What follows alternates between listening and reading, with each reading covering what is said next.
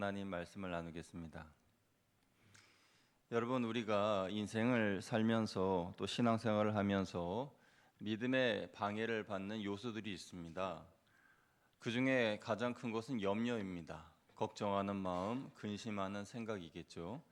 예수님께서는 이 염려에 대하여서 가시떨기라고 비유하시면서 누가복음 8장 14절에 이렇게 말씀하셨습니다. 우리 같이 한번 말씀 읽어보겠습니다. 시작. 가시떨기에 떨어졌다는 것은 말씀을 들은 자이나 지내는 중 이생의 염려와 재물과 향락에 기운이 막혀 온전히 결실하지 못하는 자요. 아멘. 예수님은 사람의 마음을 씨앗이 떨어지는 땅으로 비유하여서 말씀하셨는데요. 여러 가지의 마음으로 표현하셨습니다.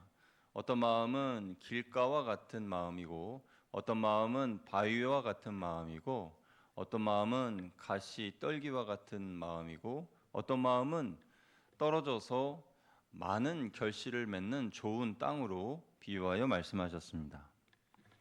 그런데 가시떨기의 마음은 말씀은 잘 받아들입니다. 이해도 잘 합니다. 그런데 가시떨기 그늘 아래에 있어서 잘 성장하지를 못합니다. 그 기운에 가로막혀서 온전히 결실하지 못하는 것이죠. 이 가시떨기의 마음은 여러 가지 걱정으로 표현됩니다. 자녀를 향한 걱정, 또 직장을 인한 걱정, 미래에 대한 불확실함으로 인한 걱정, 경제적인 문제로 인하여서 괴롭고 실패와 상처가 잊혀지지 않아서 마음이 괴로운 그런 여러 가지 문제와 괴로움이 이 가시떨기로 표현이 됩니다. 이런 문제들이 염려가 되어서 그의 신앙이 자라지 못하는 것이죠. 그러다 보니 늘 삶이 공고하고 지치고 피곤한 것입니다. 이것을 예수님은 가시떨기의 기운이라 하셨습니다. 그렇다고 가시떨기 아래에 있는 성도라고 해서 신앙이 없는 것은 아닙니다. 그분들은 어느 정도 영적인 성장을 했습니다. 처음 예수님을 믿을 때에 주위에 많은 기대를 합니다. 야, 저렇게 믿으면 정말 훌륭한 신앙인이 되겠구나 하고 기대를 합니다. 그런데 언제부턴가 그의 신앙은 자라지 않고 계속 그 상태에 머물러 있습니다. 왜 그렇습니까? 바로 가시떨기의 그늘 아래에 있기 때문에 그렇습니다. 가시떨기 아래에 있으면 신앙의 본질보다 비본질을 더 추구합니다. 신앙의 본질이라는 것은 믿음, 예배, 천국, 구원 이와 같은 하나님에 속한 것들이지요. 그런데 신앙의 비본질적인 것은 오늘 예수님께서는 14절에 염려와 또 재물과 그리고 향락 이렇게 세 가지로 표현하여 말씀하셨습니다. 이런 것들은 하나님의 자리를 위협하는 것들입니다. 신앙인이 조금만 마음의 틈을 열어주면 어느새 비집고 들어와서 하나님을 내쫓고 그 자리에 자기가 앉아서 주인 행세하고 하나님 행세하려고 하는 것들이죠. 예수님께서 14절에 말씀하신 세 가지, 첫째는 세상살이에 대한 염려입니다. 어떻게 살 것인가에 대한 염려 때문에 신앙이 온전히 성장하지 못합니다. 세상을 살아갈 때에 이 걱정하는 것, 이것은 내 신앙에 그다지 도움이 되지 않습니다.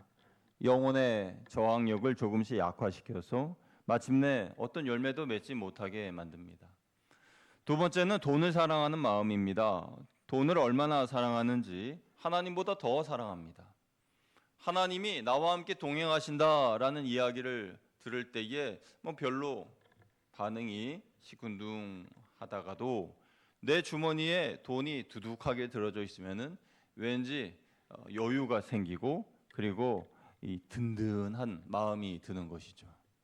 돈을 사랑하는 사람은 재물에 대한 지나친 열망 때문에 진리를 따르지 못하고 돈과 관련된 욕심을 다스리지 못해서 하나님을 향해 열려 있어야 할 마음에 재물에 대한 욕심으로 가득 차게 되는 것입니다. 셋째로 가시떨기의 사람들은 쾌락을 사랑합니다. 쾌락은 범죄로 이어지는 유흥이나 향락만이 쾌락이 아닙니다. 쾌락이라는 단어와 연관되어지는 그러한 뉴스상에 나오는 이야기들, 마약이나 도박이나 뭐 퇴폐업소 등등 이런 것들이 뉴스에 나오는 이야기이겠지요. 그러나 예수님이 말씀하신 이 가시떨기의 기운, 그것도 향락으로 인한 강한 가시떨기의 기운은 하나님을 버리고 세상을 즐기는 것입니다. 가시떨기의 쾌락은 하나님이 주시는 기쁨과 비교할 수 없는 아주 작은, 그리고 현저하게 낮은 그런 비교할 수 없는 즐거움이겠지만, 하나님이 주시는 기쁨을 경험하지 못한 사람 같은 경우에는 가시떨기의 쾌락을 추구합니다. 가시떨기의 쾌락의 특징은 가까이 하면 할수록 하나님과 점점 더 멀어지게 된다는 것입니다. 그리고 가시떨기의 쾌락의 특징은 일상에서 얻어지는 즐거움이 포함되는데, 공통적인 것은 그 속에는 전혀 하나님의 자리가 없다는 것입니다. 일상생활의 즐거움 중에서 하나님이 계시지 않는 것들은 어떤 것이 있을까요? 여러분 들으시면 그거 내 취미생활인데 이렇게 생각하시는 것들이 있으실 거예요. 스포츠, 드라마, SNS, 넷플릭스, 유튜브, 틱톡 뭐 이런 것들, 이 공통점은 그 속에서 전혀 하나님을 찾아볼 수 없다는 것입니다. 죄송합니다. 여기 야구 팬들이 많이 계실 텐데, 뭐 어제도 그렇고 연일 이 롯데의 경기를 보면서 그 열광하는 가운데 하나님을 생각하신 분 계십니까? 열광적으로 막 환호하고 롯데를 응원하면서 그때 하나님을 찬양하고 하나님께 기도하고 하나님께 영광 돌리는 그런 적이 있으시냐는 거예요. 드라마를 보면서 또 유튜브를 보면서 SNS를 하면서 내가 하나님을 기억하느냐는 것입니다. 그 공통점은 그 속에서 하나님을 찾을 수 없다는 것이고, 그것들은 우리의 삶에 매우 일상적인 모습으로 찾아와 우리를 하나님으로부터 멀어지게 한다는 것입니다. 이런 것들은 은근히 우리를 유혹하고 삶의 비전을 왜곡시키고 복음이 자라야 할 내 마음의 공간을 대신 차지합니다. 그런데 지금 우리가 사는 이 시대는 즐길 것들이 너무 많습니다. 그래서 현대의 성도들은 세상의 즐거움을 취하고 그것을 누리느라고 신앙생활을 하는 데 여유가 없습니다. 너무너무 세상을 즐기느라 바빠서 신앙생활을 할 시간이 없습니다. 그렇게 세상을 사랑하다 보니 그 마음에 예수님이 들어가실 자리가 없습니다. 그래서 예수님은 이런 것들을 가시떨기의 기운이라 하였습니다. 이 강력한 기운 아래에 있을 때에 신앙인은 제대로 성장하지 못합니다. 이 상태가 계속 유지가 되면 신앙은 침체기가 되고 신앙생활을 할 때 전혀 기쁘지가 않고 의무감만 더해지고 결국은 주님을 떠나기까지 합니다. 사랑하는 여러분, 우리 신앙인들은 가시떨기의 기운 아래에서 살면 안 됩니다. 그 가시떨기를 제거하든지 아니면 뚫고 나와야 합니다. 그 가시떨기의 대표적인 것이 바로 염려인 것입니다. 염려에 너무 깊이 빠지면 긍정적이고 밝던 내 믿음이 부정적으로 바뀌게 됩니다. 예수님은 가시떨기의 요소로서 염려와 재물과 향락을 말씀하셨지만, 오늘은 이 염려에 대한 부분을 집중적으로 한번 살펴보려고 합니다. 여러분, 위기의 순간을 만나면 아무리 믿음이 좋은 신앙인이라 할지라도 근심이 생기고 염려하게 됩니다. 너무나 큰 문제를 만나서 도저히 감당할 수 없을 때 성도들은 염려하고 걱정합니다. 그러나 다른 것은, 믿음의 사람들은 오랜 시간 가시떨기의 기운 아래에 갇혀 있지 않는다는 거예요. 그 문제를 가지고, 그 근심을 가지고 하나님 앞으로 나아가 기도합니다. 가시떨기에서 벗어나려면 하나님의 도우심을 구해야 합니다. 신앙인은 어려운 일을 만날 때 제일 먼저 하나님 앞에 나아가서 하나님의 도움을 구하는 사람들입니다. 하나님의 도움을 구하는 기도, 그 기도를 할 때에는 모든 일을 다 끝내놓고 하는 것이 아니라 그 일의 시작부터 기도해야 하는 것입니다. 그래야 염려라는 가시떨기에 갇히지 않을 수가 있는 거예요. 여러분의 인생의 가시떨기는 무엇입니까? 여러분이 도저히 이길 수 없고 정말 감당할 수 없는 문제, 그것은 무엇입니까? 그 가시떨기의 기운으로부터 벗어나기를 원하신다면 다음에 몇 가지를 실천해 보시기를 바랍니다. 첫째는, 가시떨기에서 벗어나려면 하나님을 신뢰해야 합니다. 함께 따라해 주시면 감사하겠습니다. 하나님을 신뢰합시다. 하나님을 신뢰한다는 말은요, 하나님이 내게 주신 은혜를 기억한다라는 말과도 같습니다. 하나님이 내게 주신 그 은혜를 기억하고 경험한 바를 마음 깊이 새겨서 하나님이 어떠한 분이신지를 경험적으로 아는 거예요. 이전에 경험했던 하나님의 은혜에 대한 기억을 고이 간직하고 그리고 그 기억을 마음속에 새기며 살아야 합니다. 그래야 가시떨기의 기운에서 벗어날 수 있습니다. 여러분에게 하나님은 어떤 분이십니까? 하나님은 어떤 좋은 추억을 여러분들에게 안겨주셨습니까? 하나님이 내게 어떻게 선한 일을 행하셨는지 여러분 말로 표현할 수 있으십니까? 여러분은 하나님은 내게 우주보다 크신 분이시고 능히 나를 지켜주시는 분이시고 그분은 전능하시며 나를 향한 선한 계획을 가지고 계시고 내가 마귀와 싸울 때 나를 대신하여 싸워주시는 분이십니다. 전쟁에 능하신 하나님이십니다. 이런 등등의 믿음의 고백을 여러분 입술로 고백할 수 있으십니까? 하나님과 여러분과의 관계가 이런 친밀한 관계일 때에 가시떨기의 기운은 더 이상 여러분을 가로막을 수 없을 것입니다. 이런 신뢰 관계만 있다면 하나님께서 지금 내가 겪는 문제들을 능히 해결하실 수 있다라는 것이죠. 그 믿음을 가지고 하나님의 역사를 경험하게 된다는 것입니다. 그러므로 사랑하는 여러분, 하나님을 신뢰하십시오. 하나님께서 내게 베푸신 은혜를 잊지 마십시오. 하나님께서 나에게 베푸신 은혜를 기억할 수만 있다면 지금의 어려운 상황을 믿음으로 이겨낼 수 있습니다. 문제가 발생하고 염려가 내 머리를 짓누를 때에 기억하십시오. 아하, 그래, 하나님은 내게 좋으신 분이시지. 하나님은 나에게 선한 계획을 가지고 계신 분이야. 여러분 옆에 계신 분에게 이렇게 고백할까요? 하나님이 해결해 주십니다 하고 인사하겠습니다. 하나님이 해결해 주십니다. 아멘. 하나님은 선하신 분이셔서 저와 여러분의 모든 고민과 걱정을 해결해 주시는 분이세요. 두 번째로 가시떨기에서 벗어나려면 주님의 멍에를 매셔야 됩니다.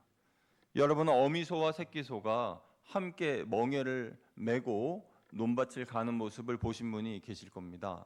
아마 이런 모습이겠죠. 덩치만 클 뿐 한 번도 논을 갈아보지 못한 새끼소는 그림처럼 어미소와 함께 멍에를 메고 논을 갈아봅니다. 그런데 어떻게 해야 할지 몰라요. 어디로 가야 할지, 왼쪽으로 가야 할지, 오른쪽으로 가야 할지. 그런데 어미소가 다 안내를 합니다. 똑바로 가는 그 길 따라서 그저 따라갈 뿐입니다. 그러면 너무 논을 가는 것이 쉽고 밭을 가는 것이 쉽습니다. 어미소가 다 한다는 것이죠. 예수님은 오늘 본문에서 말씀하시길 나의 멍에를 메고 내게 배우면 쉼을 얻으리라 라고 말씀하셨습니다. 함께 마태복음 11장 28, 29절 같이 읽어보겠습니다. 시작. 수고하고 무거운 짐진 자들아 다 내게로 오라. 내가 너희를 쉬게 하리라. 나는 마음이 온유하고 겸손하니 나의 멍에를 메고 내게 배우라. 그리하면 너희 마음이 쉼을 얻으리니. 아멘. 사랑하는 여러분, 인생살이가 왜 이렇게 힘든 걸까요? 왜 이렇게 고달픈 겁니까? 왜 우리는 이렇게 피곤한 삶을 살아야 합니까? 그것은 내가 나의 멍에를 메고 가기 때문입니다. 지금까지 우리는 이것을 당연하게 생각했습니다. 어떤 이들은 이것을 운명이라고 말하고 어떤 사람들은 팔자라고 말합니다. 그런데 운명이요 팔자라면서 허무감에 빠져 탈진한 인생을 향하여서 예수님께서 말씀하시기를 수고하고 무거운 짐진 자들아 다 내게로 오라. 내가 너희를 쉬게 하리라 말씀하십니다. 내 멍에는 쉽고 내 짐은 가볍다 말씀하십니다. 왜요? 사진에서 보셨던 그 어미소처럼 예수님께서 우리의 십자가를 대신 짊어지고 가셨기 때문에 우리의 짐이 가벼운 것입니다. 우리의 짐이 가볍고 멍에가 쉰 것입니다. 내가 스스로 멍에를 지고 갈 때에는 무겁지만 예수님과 함께 동행할 때에는 내 멍에는 주님의 멍에이기에 쉽고 가벼운 것입니다. 그러므로 우리가 해야 할 일은 나의 멍에를 내려놓고 주님이 메라 하신 주님의 멍에를 메고 주를 따라가는 것입니다. 그러면 가시떨기의 기운을 극복할 수 있습니다. 그런데 예수님의 멍에를 함께 메려면 먼저 그분께 나의 부족함을 솔직하게 인정하셔야 합니다. 다시 말해서 나의 고집을 버리고 솔직히 힘들면 힘들다라고 말씀하실 수 있어야 돼요. 우리나라의 대부분의 가장들은 집에 와서 힘들다는 말씀 잘 안 하시죠. 또 고민을 털어놓지도 않습니다. 왜냐하면 가족들이 걱정할까 봐 힘든 내색을 비치지 않는 거죠. 직장에서도 오너 같은 경우에는 지난달 수입이 적자였음에도 직원들이 불안해할까 봐 이야기하지 않습니다. 어떤 성도님들은 담임 목사 앞에서도 전혀 힘든 내색을 하지 않으십니다. 목사님 걱정 끼쳐드리기 싫다라는 이유 때문이겠죠. 저는 그렇다 치더라도 하나님 앞에서까지 힘든 내색을 하지 않을 이유는 없습니다. 예수님의 멍에를 매려면 솔직히 나의 걱정을 털어놓아야 합니다. 가능하시다면 가장이라고 문제를 혼자 끌어안지 말고 가족분들과 함께 문제를 공유하고 함께 기도하세요. 개인의 문제를 혼자 해결하려 하지 말고 교회의 기도팀에게 알려주시고 목회자에게 알려주시기 바랍니다. 그러면 고민을 함께 나누어지는 겁니다. 짐이 가벼워지는 거죠. 무엇보다도 주님 앞에 나아가서 여러분의 고민을 말씀드리면 그때 주님께서 기뻐하시면서 이렇게 말씀하실 겁니다. 사랑하는 아무개야, 솔직하게 나에게 말해주어서 너무 고맙구나. 나는 너의 그 솔직함을 기다리고 있었다. 이제 네가 나에게 너의 마음을 솔직하게 이야기해 주었으니 이제 함께 그 문제를 해결해 보자꾸나. 주님께서 이렇게 말씀하실 겁니다. 예수님은 여러분의 문제를 다 알고 계시고 해결해 주실 준비를 마치셨습니다. 그러므로 우리는 주님 앞에 겸손한 마음으로 나아가 겸손하게 나의 고민을 아뢰면 주님의 멍에를 함께 메는 겁니다. 그러면 주께서 여러분의 문제를 주님의 문제로 삼으셔서 함께 짊어지고 함께 해결해 주시는 줄로 믿습니다. 셋째로요, 가시떨기에 벗어나려면 기도해야 합니다. 함께 따라해 주시면 감사하겠습니다. 가시떨기에서 벗어나려면 기도합시다. 기도합시다. 우리는 오늘날 염려할 것이 너무 많은 시대에 살고 있습니다. 이 염려는 누구나 찾아오는 것입니다. 누구에게나. 신앙이 좋다고 이 염려, 걱정거리가 피해가는 것은 아니에요. 믿음이 좋으신 성도님에게도 염려와 스트레스는 찾아옵니다. 그러나 그분들이 탈진하지 않고 감당하여 이겨내는 것은 기도하시기 때문이에요. 염려라는 가시떨기의 기운에서 벗어나는 방법은 기도입니다. 기도를 하면 할수록 염려를 사라지게 하고 또 기도할 때에 하나님께서 들어주시는데 무엇보다도 기도할 때에 감사와 간구를 함께하는 기도가 효과적입니다. 이건 제가 드리는 말씀이 아니라 사도 바울이 빌립보서 4장 6절 7절에서 이렇게 말했는데요. 우리 같이 한번 읽어보겠습니다. 시작. 아무것도 염려하지 말고 다만 모든 일에 기도와 간구로 너희 구할 것을 감사함으로 하나님께 아뢰라. 그리하면 모든 지각에 뛰어난 하나님의 평강이 그리스도 예수 안에서 너희 마음과 생각을 지키시리라. 아멘. 사도 바울은 염려라는 가시떨기의 기운에서 벗어나기 위하여서 일단 염려하지 말라 하였습니다. 기도할 때에 염려하지 말라 하였어요. 여러분, 우리는 기도하는데 기도하면서도 염려하고 또 기도를 마쳤는데도 염려합니다. 참 아이러니하지 않습니까? 기도했으면 하나님께 다 맡겼으면 그냥 염려하지 말아야 되는데 기도하면서도 염려하고 기도를 마치고 집에 돌아가면서도 또 염려를 해요. 그래서 기도할 때 염려, 기도하고 나서의 염려, 거기에서부터 벗어나려면 여러분 이 몇 가지들을 믿으셔야 되는데요. 첫째는 기도를 통해서 언제든지 내가 하나님을 만날 수 있다라는 것을 여러분 믿으시길 바랍니다. 둘째는요, 나는 언제든지 나의 필요를 하나님께 아뢰 수 있는 자격이 있는 사람이다라는 것을 믿으시길 바랍니다. 그리고 셋째는요, 하나님께 내가 아뢰면 하나님은 모두 다 나의 모든 것들을 다 들어주신다는 것을 믿으셔야 합니다. 넷째는요, 하나님께서 해결하지 못하실 문제가 없다는 것을 기억하시고 믿으시기 바랍니다. 이 네 가지만 믿으면요, 기도하고 난 다음에 염려하는 마음이 싹 사라지는 거예요. 이 사실을 믿는다면 기도할 때에 또 기도한 후에 하나님이 내 기도를 들어주셨을까? 이러한 걱정을 할 이유가 전혀 없습니다. 이것을 믿는 믿음으로 염려 없이 하나님께 아뢰시는 여러분 되시기를 축복합니다. 또 기도할 때에 효과적인 기도는 감사로서 아뢰는 거예요. 감사는요, 염려를 내쫓는 능력이고 내 마음의 염려가 사라지게 하는 치료제입니다. 감사는 우리의 믿음을 더 강하게 하고 담대하게 합니다. 그래서 감사가 많아질수록 염려는 더 빨리 사라지게 되는 거죠.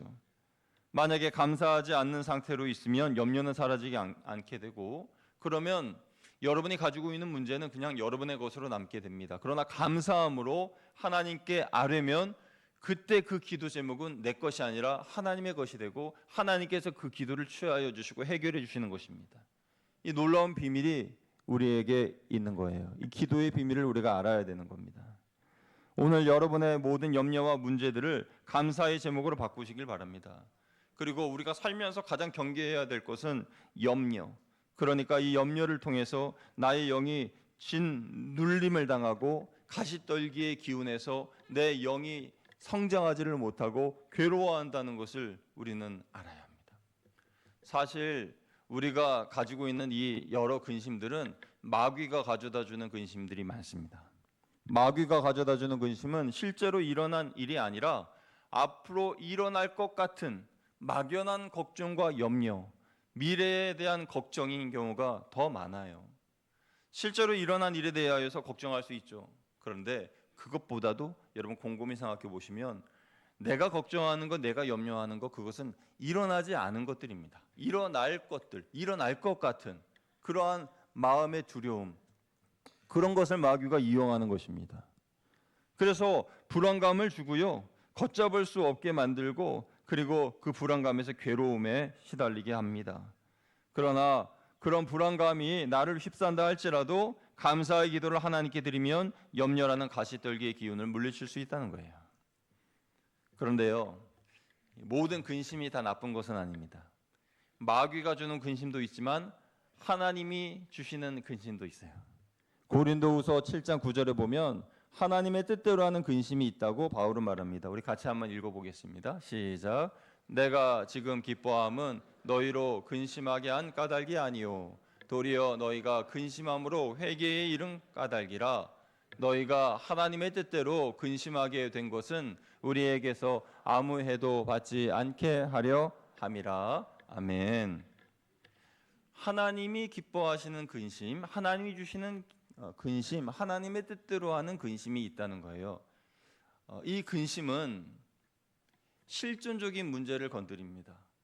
그러니까 내가 죽으면 나는 어떻게 되지? 정말 지옥이 있는 거 아니야? 그러면 죽으면 나 지옥 가면 어떡해? 그런 근심이 갑자기 몰려들 때가 있잖아요. 그건 하나님께서 주시는 근심이에요. 그런 하나님께서 주시는 근심으로 인하여서 우리는 나의 실존에 대해서 생각하고 나의 앞으로 죽음 이후의 문제에 대해서 걱정하게 되고, 그러므로 하나님께 기도하고, 아하, 천국과 지옥이 분명히 있구나. 지금 이 상태로 내가 죽으면 나 지옥 갈 수밖에 없네. 아유, 큰일 났네. 이거 어떻게 하면 좋아? 이런 근심, 이것이 하나님께서 주시는 근심이고 하나님의 뜻대로 하는 근심이에요. 그러니까 우리는 이러한 근심을 거친 사람들입니다. 이러한 근심을 거치고 계신 분들도 계시겠죠. 이러한 근심을 아직 못하신 분들도 계실 겁니다. 그런데 구원에 이르는 모든 과정은 이 근심이 첫 번째 근심이에요. 이런 첫 번째 근심, 죄에 대한 자각. 그래서 이사야 선지자는 자신의 실존의 문제를 보았을 때 화로다 나여 망하게 되었도다 하면서 자신의 실존에 대하여서 통곡하였습니다. 자신의 죄인의 모습, 자기 자신의 깊은 죄에 대한 자각, 이것이 하나님의 뜻대로 하는 근심이고, 이 근심이 있고 난 이후에 하나님께 기도하면 하나님이 회개케 하시고 구원을 주시는 거예요. 하나님은 우리의 신앙의 성장에 이 가시떨기의 기운을 제거하라 라고 말씀하셨는데, 우리에게 고난을 주시는 이유도 하나님의 뜻대로 하는 이 근심으로 인하여서 우리를 회복시키시기 위한 방법이라는 것입니다. 그런데 이 근심은 하나님의 뜻대로 하는 근심이어서 마귀가 주는 근심과는 다릅니다. 아무런 해가 없고 우리의 신앙을 회복시키고 우리를 구원시키고 하나님의 백성 삼아 주시는 하나님의 은혜의 통로가 되는 것이죠. 그래서 하나님이 주시는 근심은 나의 영을 새롭게 합니다. 나의 신앙 성장에 유익합니다. 여러분은 지금 어떤 근심을 하고 계십니까? 나의 신앙 성장에 유익한 하나님의 뜻대로 하는 근심을 하고 계십니까? 아니면 마귀가 가져다 주는 가시떨기의 염려를 하고 계십니까? 만약 내가 아직도 마귀가 주는 염려를 하고 있다라고 한다면 살아계신 하나님께서 우리를 가시떨기의 기운 아래에 결코 버려두지 않는다는 것을 믿으시기를 바랍니다. 여러분, 하나님은 어떤 분이세요? 하나님은 우리 영의 아버지세요. 하나님의 자녀된 우리들을 계속 그 가시떨기 기운 아래에 두실 리가 없습니다. 그래서 하나님께서 말씀하십니다. 호세아 선지자를 통해서 땅을 새롭게 기경하라 라고 말씀하셨죠. 호세아 10장 12절 말씀 우리 같이 읽어보겠습니다. 시작. 너희가 자기를 위하여 공의를 심고 인애를 거두라. 너희 묵은 땅을 기경하라. 지금이 곧 여호와를 찾을 때니 마침내 여호와께서 오사 공의를 비처럼 너희에게 내리시리라. 아멘. 여기 힌트가 있죠. 여호와를 찾을 때니. 그러니까 여호와 하나님을 찾기만 하면 하나님이 다 알아서 해 주신다는 것입니다. 목사님, 설교가 너무 어려워요. 어떻게 이 묵은 땅을 기경하라는 거예요? 어떻게 그 나무 그 가시떨기를 어떻게 제거하라는 거예요? 전 모르겠어요. 그러면 여기 정답이 있습니다. 하나님 말씀하시길 지금은 여호와를 찾을 때니. 여호와를 찾기만 하면 하나님께서 모든 것을 다 알아서 해 주실 겁니다. 여러분의 머리를 두르고 있는 그 가시떨기의 그 음산하고 어두운 기운을 다 내쫓아 주실 것이고요. 우리의 마음을 새롭게 기경하셔서 많은 열매를 맺는 좋은 옥토밭으로 바꿔 주실 것입니다. 여러분, 우리의 묵은 땅은 무엇입니까? 그것은 가시떨기로 가득한 땅이고 이생의 자랑과 안목의 정욕과 그리고 육신의 정욕이 최고의 가치관으로 여겨지는 땅이 바로 묵은 땅입니다. 반성경적이고 하나님의 뜻과는 반하고 그리고 근데 그게 최고의 가치관으로서 사람들에게 박수를 받고 있는 그런 것을 생각해 보세요. 그게 묵은 땅이에요. 혹시라도 내 마음에 그런 것을 향하여서 좋아하는 마음 또 그런 것을 열망하거나 그것이 최고의 가치라고 생각하는 마음이 있다면 내 마음은 묵은 땅입니다. 그래서 이 묵은 땅을 개경해야 되고 기경해야 되는 거예요. 바꿔야 되는 거예요. 하나님께서는 고난당하는 자녀들의 기도를 들어주십니다. 하나님은 당신의 자녀들을 책임져 주십니다. 왜냐하면 하나님은 좋으신 하나님이시거든요. 하나님 우리 영의 아버지십니다. 그래서 하나님의 자녀들을 그냥 방치하지 않으십니다. 고아와 과부처럼 버려두지 않으십니다. 하나님은 우리의 성장을 맡고 있는 가시떨기의 기운을 제거해 주시는 내 영의 아버지십니다. 그러므로 오늘부터 가시떨기에서 벗어나기 위하여 노력하시기 바랍니다. 세상살이에 대한 염려를 감사로 기도로 바꾸십시오. 돈을 하나님보다 귀하게 여기지 말고 돈은 그저 하나님 나라 사업을 위한 수단이고 하나님께서 내 삶을 위한 그냥 필요로서 주신 것이지 그것이 하나님보다 더 귀하고 사랑받아야 할 것은 아니라는 거예요. 하나님을 내 삶의 제일 우선으로 모시고 살아야 하겠지요. 일상에서 누리는 하나님이 없는 즐거움보다 하나님과 함께하는 내 영혼의 참된 기쁨을 만끽하시길 바랍니다. 하나님이 주시는 그 영의 기쁨을 체험하게 되면 이 세상의 즐거움 관심 없어집니다. 바울은 그 모든 것을 배설물로 여겼다 그랬어요. 그러니까 쾌락을 사랑하는 삶을 청산하고 겸손과 정직으로 예수님의 말씀하신 멍에를 함께 매면 그러면 우리 주님께서 우리의 인생을 책임져 주시고 내 문제가 아니라 이제 주님의 문제가 되어서 주님이 나와 함께 해결해 주신다는 겁니다. 그리고 내 마음의 가시떨기가 옥토로 바뀌게 되는 것입니다. 이 놀라운 은혜를 경험하는 이번 한 주간 되시기를 주님의 이름으로 축복합니다. 함께 기도하겠습니다. 하나님 아버지, 오늘부터 내 마음의 가시떨기 벗어나기 위하여 세상살이에 대한 염려를 버리고 돈을 사랑하는 마음을 버리고 하나님을 더 사랑하고 이 세상 향락보다 하나님이 주시는 기쁨을 누리는 데에 힘쓰는 우리들의 삶이 될 수 있도록 인도하여 주옵소서. 그때에 우리의 묵은 땅이 옥토가 되어지고 하나님의 영광 가운데 30배, 60배, 100배의 하나님의 축복의 열매를 맺는 우리들의 삶이 될 줄로 믿습니다. 우리 주 예수 그리스도의 이름으로 감사하며 기도드리옵나이다. 아멘.